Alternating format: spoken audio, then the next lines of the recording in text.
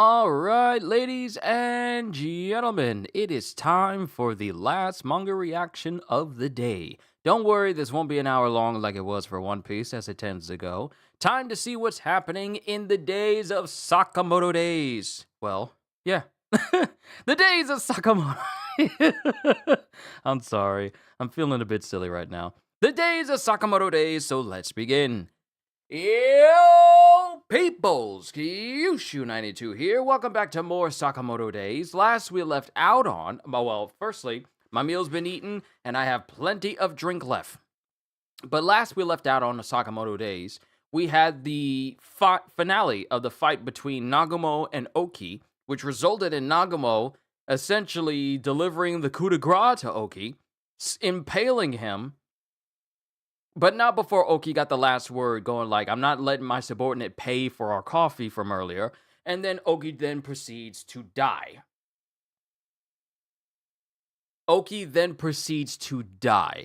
Also, anyone else is here. Who is that, Killer Bean? Killer Bean, it's good to see you. I hope life has been treating you well. I really do. It's always great to see you here for Sakamoto days.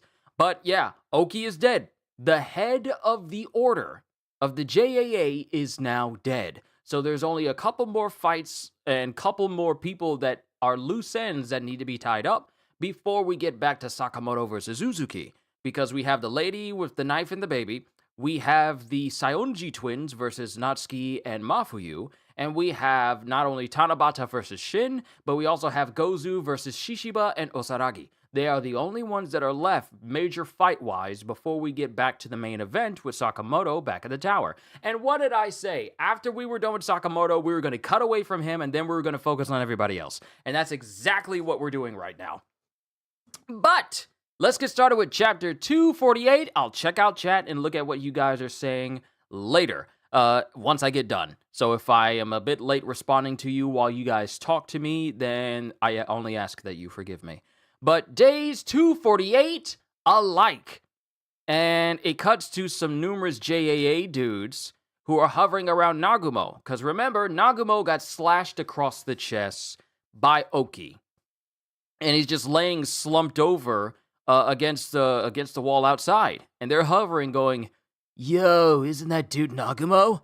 Ain't there a bounty on his head? What's he doing here? He's really messed up. Bro, he looks dead. Let's claim we did it." And in the... Heck yeah! And as soon as they all start...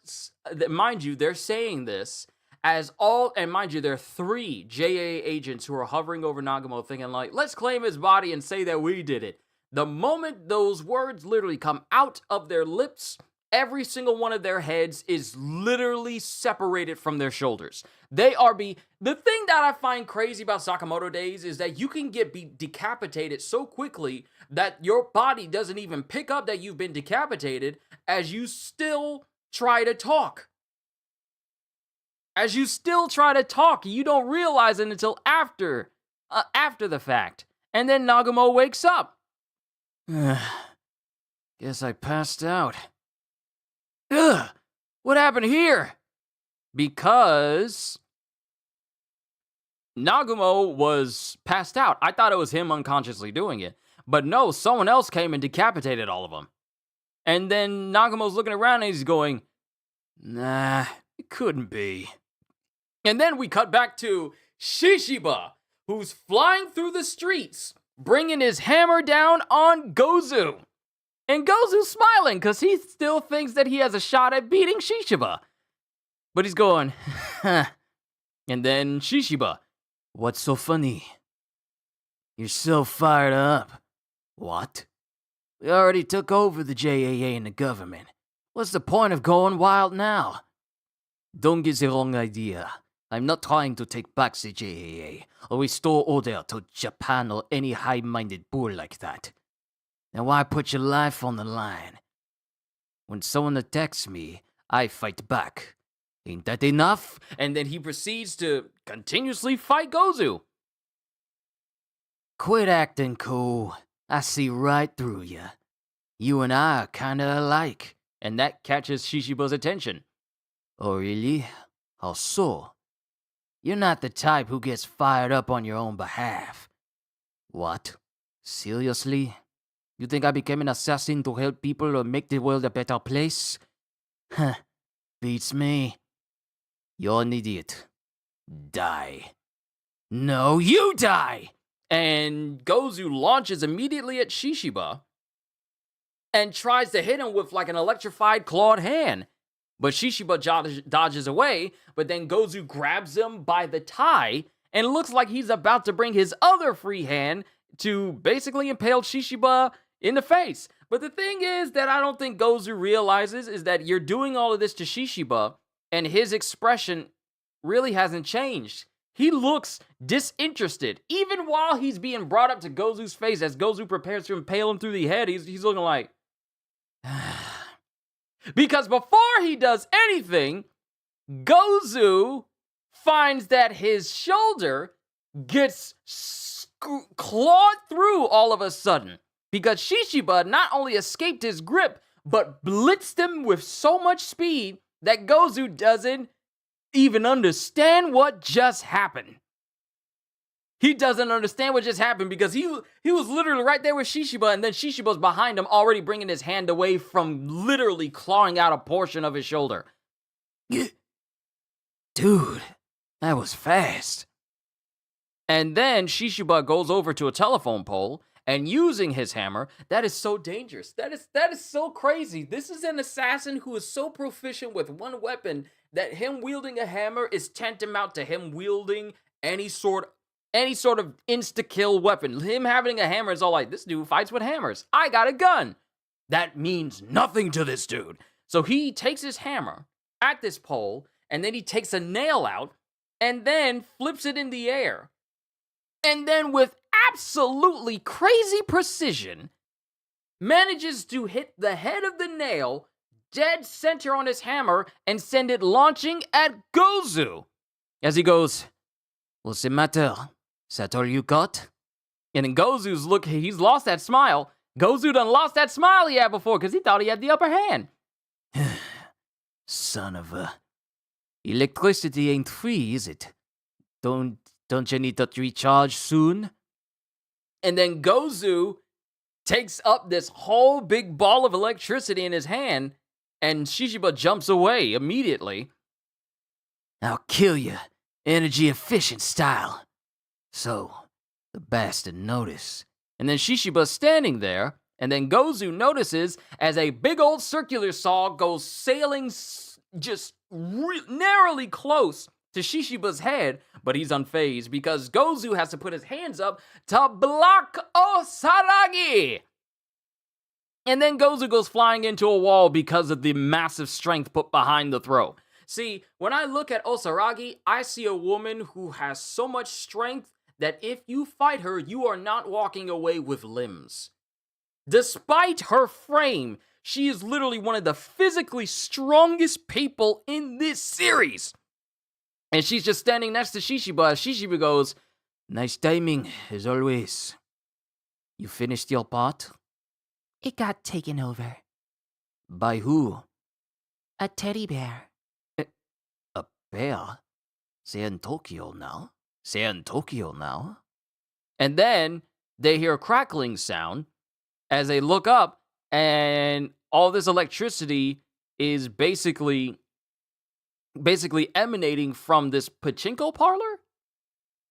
Everything gets shut off inside, and Gozu is holding on to these wires, apparently supercharging his claws as he goes, the whole city's overflowing with electricity.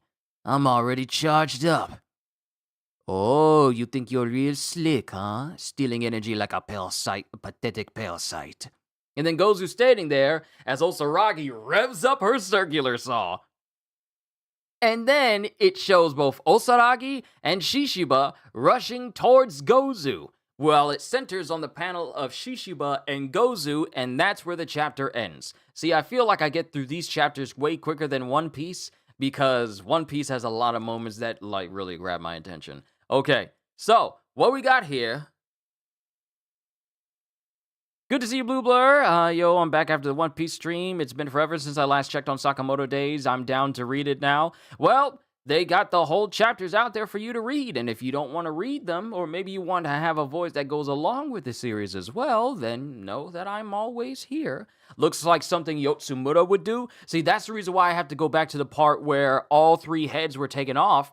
And then Nagumo was all like, what happened here? Nah, it couldn't be. So I wouldn't be surprised if the one that saved Nagumo was actually Yotsumura, because Yotsumura's still alive and we have not seen him in a while. We have not seen Yotsumura for a long time. If anything, it would have been Yotsumura, since technically Nagumo was the one who was no.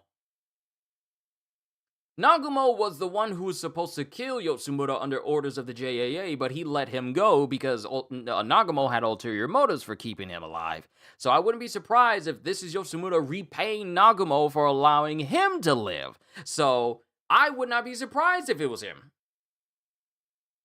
Because where's Kendaka? We haven't seen Kendaka in a minute. We have not seen Kendaka in a minute. Who was Osaragi fighting before? I'm confused. Osaragi and Shishiba were going up against Gozu, while Shin was going up against Tanabata. Torres was going up against Sakamoto, and literally in the next chapter after that, he got his clock cleaned. He got the stuffing beaten out of him. So it was Shishiba and Osaragi who were going up against Gozu. Gozu is so cool. Sadly, I don't think he's built for 2v1s. No, he's not. He thinks that same trick of him shocking both Osaragi and Shishiba, which put them down for the count had it not been for essentially Kamihate coming in, and also for Osaragi being shocked back into consciousness, and she immediately grabbed them both and they both booked it. That same trick is not going to work anymore. Not to mention, Osaragi and Shishiba are fighting because they got a vendetta against Gozu for harming the both of them. So this fight is way more than just like, we need to get rid of anyone who's affiliated with X. No, this is a fight of, oh, you hurt us. Now it's our turn. This is literally like V getting shot in V for Vendetta and then standing back up after everyone emptied their magazines. Everyone emptied the clips, sorry. Everyone emptied their clips. No, it was a magazine. Yeah, everyone emptied their magazines, and he's like, "My turn." And then he just started going ham on every single one before they could even reload. This is literally that. This is Shishiba and Osaragi for Vendetta. Slur is the one who damaged Osaragi. Gozu was the one who restarted her. True. However, Gozu was the one who basically electrocuted Shishiba into unconsciousness. You know, the person that Osaragi reveres the most as actually giving her a reason to live other than her being inhumanly strong. So yeah, still personal. While she wasn't, almost critically injured, while she was critically injured by Slur, it was Gozu who did the most damage to Shishiba and knocked him unconscious. Because remember how she reacted to Amane when Shishiba looked like he was harmed? And even though it wasn't Amane who harmed Shishiba, she grabbed him by the throat first. And we had like the most serious death stare from her saying like, "Are you the one who did this to Mr. Shishiba?" We all know how she feels about Mr. Shishiba. Shishiba's the one that gave her a reason to live. Like a purpose. Gave her a purpose in life. Gozu's the one that harmed him last. So this is not going to go well for Gozu. Because remember, when Carolina Reaper showed up, he was a problem. He was trouble. But then he got the floor cut out from under him. And then he got the life cut out of him.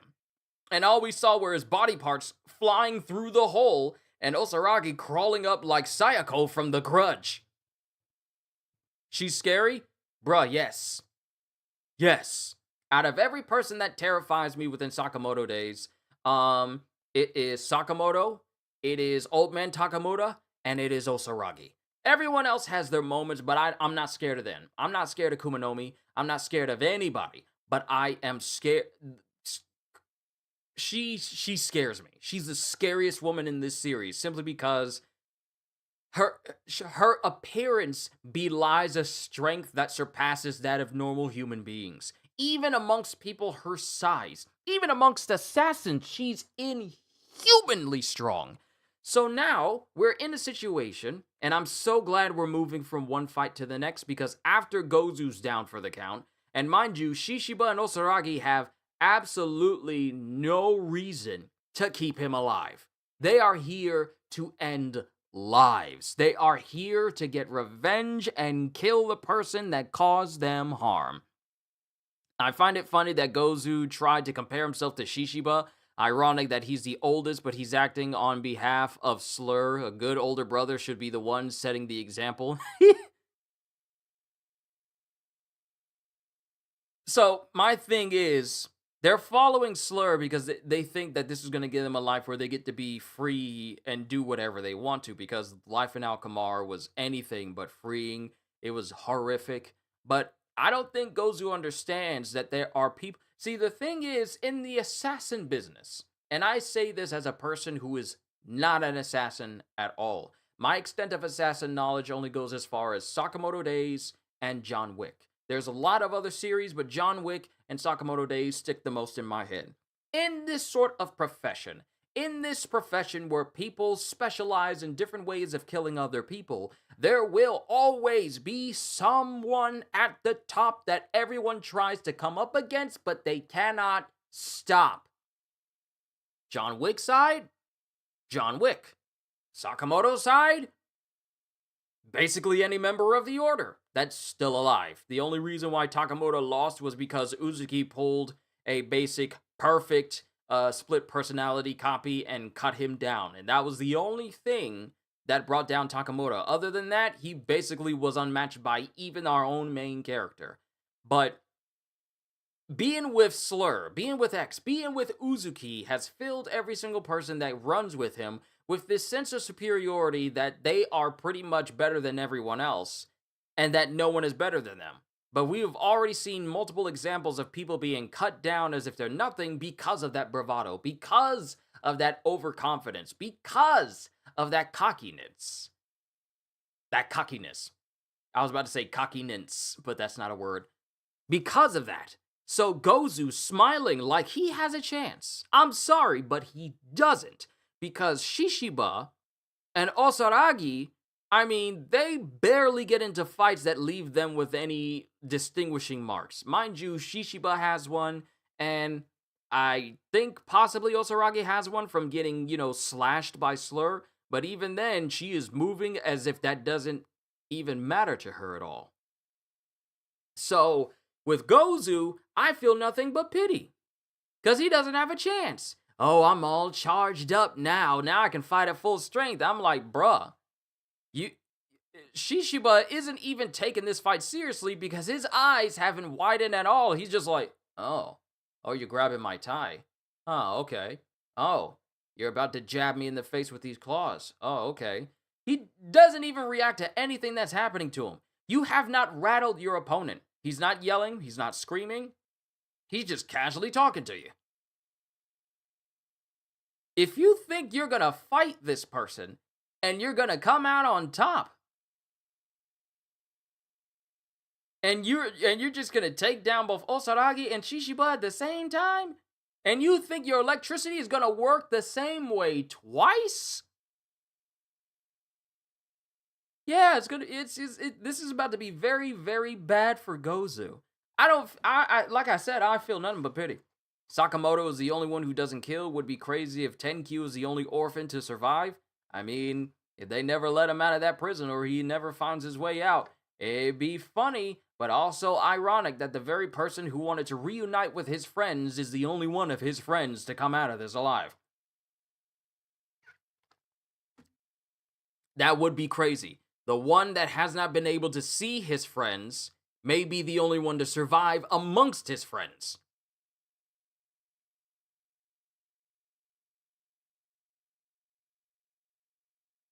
But that's pretty much what this whole fight is. Shishiba. And the thing is, Gozu should realize that if Shishiba hits you once and lands a blow, he's very capable of doing it again.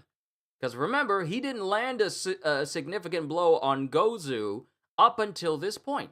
Gozu's been able to dodge, been able to block, but as soon as Shishiba got even a smidgen more serious, he literally, mind you, Gozu had his hand on his tie right here so that he was point blank in front of him. And Shishiba moved so fast that he not only got out of Gozu's grip, but also blitzed him to the point where he didn't realize he'd been hit until after Shishiba did it. So my thing is, Gozu is not the same as Shishiba. He said, like, you and I, Shishiba, he said, you and I are alike. I'm like, bruh, you haven't bum rushed and blitzed Shishiba like he just did you. We've never seen you do that.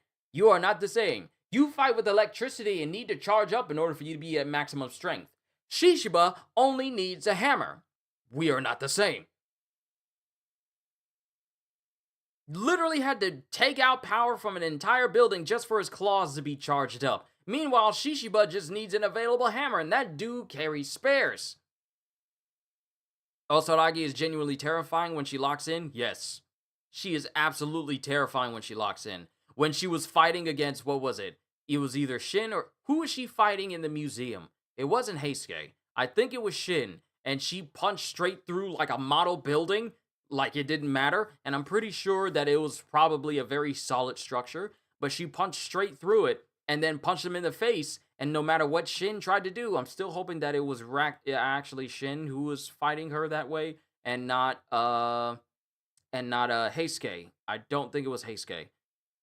But Osaragi, when she locks in, she is death. Old man Takamura was death. If even a smidgen of bloodlust was around him, he would react instinctively, and if you were not skilled to be fast enough to dodge him, you died. But now that Takamura is gone, I want to say that role now falls to Osaragi, because when she locks in, she is just death. They should blame Oki. Him not wanting to fight and finish off tough opponents earlier has come back to bite him in the butt. Exactly. She might be the most dangerous and strongest one between her and Shishiba. Yeah, from the both of them, I want to say Mr. Shishiba is way more methodical when it comes to his fighting. Like, he does fight to kill. But Osaragi, she will eviscerate you. Like, that she knows how to put that circular saw to use. Not only is she strong, but she's crazy fast. Literally used the speed of her circular saw to literally... Y'all forgot when she took a circular saw and rode up a building? Killing multiple people in the process? That was her! When I see stuff like that, I feel that person. I fear that person. I'm sorry. When I see ridiculous nonsense like that...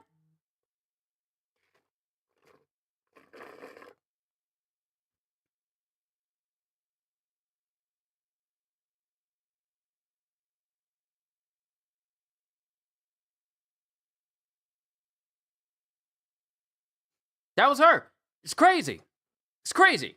But out of the both of them, I fear Osaragi the most. She's the most dangerous and strongest one. And because of what Gozu did to Shishiba, she has every reason to go after Gozu as if she wants to dice him up into pieces. And mind you, she's very capable of doing that because look at Carolina Reaper. Well, look at the pieces of him.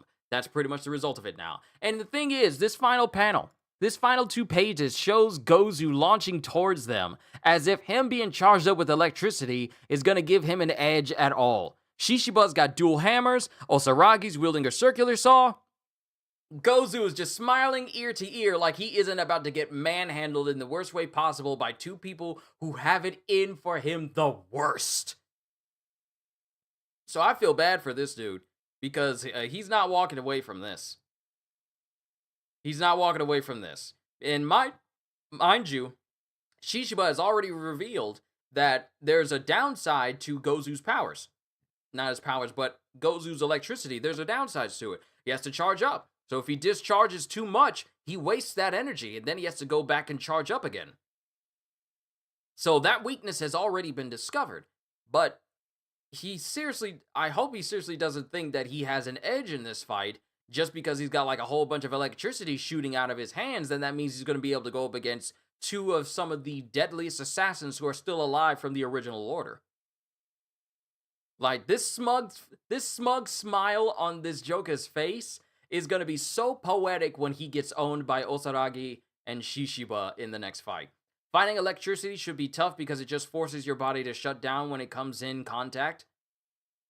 What is Shishiba doing so differently now that he's beating Gozu, though? That's a very good question because I feel like Shishiba has just been dodging everything that Gozu has been doing because he recognizes that electricity is a problem. So whenever Gozu tries to go in and hit him with electricity, Shishiba jumps away immediately. Like he dodges. Not only that, but Shishiba has been making sure that Gozu's claws don't get near him by using his hammer to repel it. That's what it shows in every single one of these panels. He's literally using his hammers to combat Gozu. Now, here's the thing. Just because he has electricity and Shishiba's using metal hammers doesn't necessarily mean that this is it puts Shishiba at a disadvantage because his hammers apparently have rubber handles. His hammers have grips, rubberized grips, so electricity can't conduct through them. So even if he were to use electricity on the hammers, it's not like it'll get to Shishiba because he's literally holding on to the rubber grips. So that's one thing about it. But honestly, I feel like Shishiba learned. That's the thing. Shishiba learned from their last fight. This dude uses electricity. It hurt me last time. Make sure it doesn't touch me. And it shows that he's not being touched at all by it. Not even a little. Anytime Gozu tries to go in with electricity, Shishiba counters and dodges away, and then uses that spare timing to get back at him. So I'd say that he learned from the last encounter.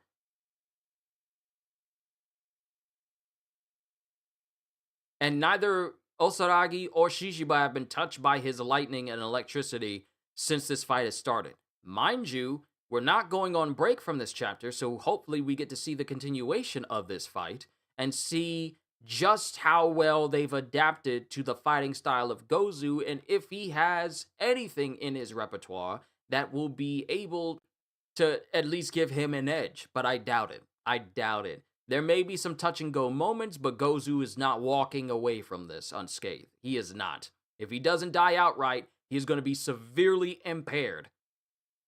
But my money is on him dying.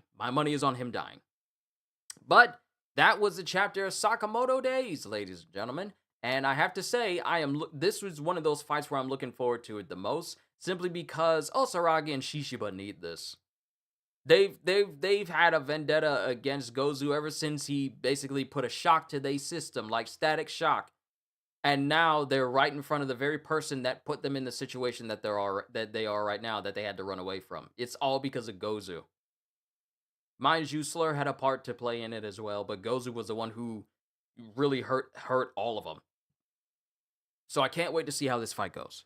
But, service announcement to everyone. These upcoming Sundays, all the way down to the 28th, I will be busy with rehearsal for a play I'm going to be a part of. So every time after my church service is done, I'll be doing that before I do manga reactions. So my reactions throughout the day will be a little bit later than normal. Now, since we don't have any One Piece next week, it'll only be Sakamoto Days. So expect the setup for the stream to be a little bit later in the day rather than, around like 12 or 1 or whatever. And other than that, we will just continue as normal. But this is going to be starting literally next Sunday all the way to the 28th because of rehearsals and dress rehearsals and everything. I'm letting you guys know before I tell the rest of the community, just in case you're wondering why my reactions are taking so long. So I just wanted to inform you that that's what I'm going to be doing every Sunday before every Sunday before I do manga reactions. But that's all I got. And something good just came in. And that's pretty much all that I have going on that is going to, push back my manga reactions up until like around April. So I thought I'd let you know. But thank you for your patience. And this was a wonderful chapter to read, and I can't wait to see next week's. So I hope to see you guys all there. Hope you all enjoyed. Can't wait to see you all in my next video. like, comment, and subscribe if you haven't already. Even check out my Patreon. There's loads of free stuff for you there because I am always looking forward to entertaining you. And because I know you're coming back anyway. Have a fantastic day. And once again, as always, later, peoples!